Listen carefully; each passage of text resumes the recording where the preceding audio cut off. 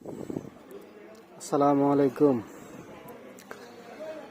যে আমাদের দুইটা এলসিডিকে একটা এলসিডিতে রূপান্তর করার মানে দুইটা সিস্টেমের, যে এটা হলো আমাদের ZMPPT 30 অ্যাম্পিয়ার আর এটা হলো DSP 4 স্টেপ।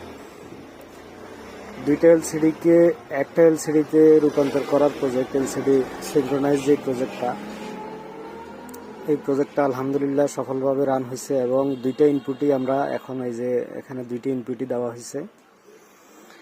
যেটা এর আগে আমরা যখন টেস্ট ভিডিও করছিলাম তখন আমরা এইটা ডিসপ্লে সহ মানে দুইটা ডিসপ্লে প্লাস একটা ডিসপ্লে সহ আমরা দেখাইছিলাম।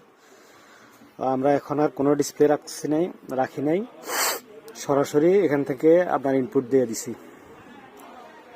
এই হলো এখন আমাদের রেজাল্ট।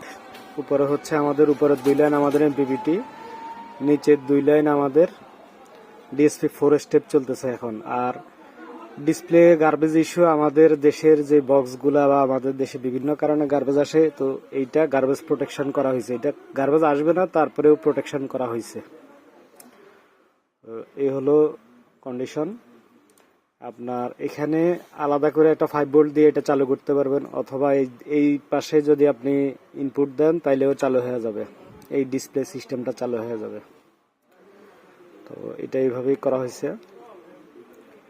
ইনশাল্লাহ যাদের দরকার তারা নক করবেন। আসসালামু আলাইকুম।